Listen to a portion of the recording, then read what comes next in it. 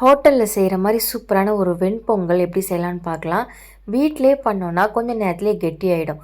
ஆனால் நான் சொல்கிற மாதிரி செஞ்சு பாருங்கள். எவ்வளோ நேரம் ஆனாலும் இந்த மாதிரியே சாஃப்டாக இருக்கும். கரண்டிலேருந்து வழுக்கிட்டு வந்துடும். வாங்க அது பண்ணுறதுக்கு ஒரு டம்ளர் அளவுக்கு பச்சரிசி எடுத்துக்கலாம்.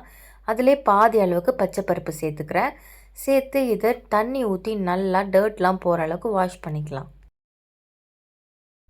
இப்போது நல்ல தண்ணி சேர்த்து இதை ஒரு மூடி போட்டு 1/2 ஹவர்லேருந்து 1 ஹவர் வரைக்கும் ஊற வச்சுக்கலாம். ஊற வைக்காமலும் பண்ணலாம், பட் நான் ஊற வச்சு தான் பண்ணுவேன். இப்போ வாஷ் பண்ணி வச்சுருந்த அரிசியும் பருப்பையும் குக்கரில் சேர்த்துட்டு 1 கப் பச்சரிசிக்கு 3 டம்ளர் தண்ணி சேர்த்துக்கலாம். அதே மாதிரி 1/2 கப் அளவுக்கு நம்ம பச்சை பருப்பு சேர்த்துருந்தோம். அது இந்த கப்பில் எடுத்துருந்தேன். இதில் 3 அளவுக்கு தண்ணி சேர்த்துக்கிறோம். நான் 2 தண்ணி சேர்த்துட்டு ஒரு பால் சேர்த்துக்கிறேன். இந்த பால் தான் நம்மளோட பொங்கலை மாய்ஸ்ட்டாக ரொம்ப நேரத்துக்கு வச்சுருக்க போகுது. இது கூடவே நெய் சேர்த்துட்டு தேவையான அளவு உப்பும் சேர்த்துட்டு குக்கர் மூடி போட்டு விசில் வச்சுக்கலாம். நான் 4 விசில் விட்டேன். 4 விசில் வந்ததுக்கப்புறம் ரொம்ப சாஃப்டாக சூப்பராக வெந்து வந்துருந்துச்சு. இப்போ இந்த பொங்கலுக்கு சூப்பரான ஒரு தாளிப்பு பண்ணிக்கலாம். ஒரு பேனில் நெய் சேர்த்துக்கலாம். நெய் கூடவே கொஞ்சமாக நம்ம ஆயில் சேர்த்துக்கலாம்.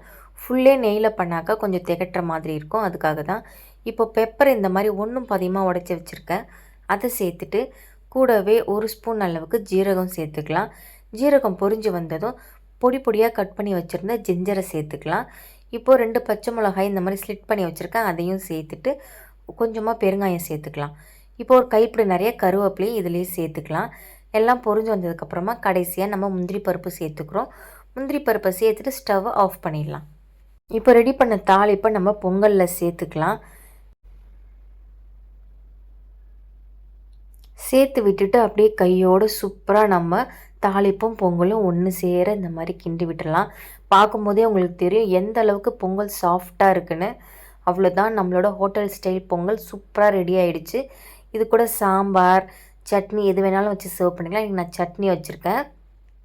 நான் சொன்ன மெஷர்மெண்ட்டில் நீங்கள் செஞ்சிங்கன்னா கண்டிப்பாக இந்த அளவுக்கு சாஃப்டாக இருக்கும்.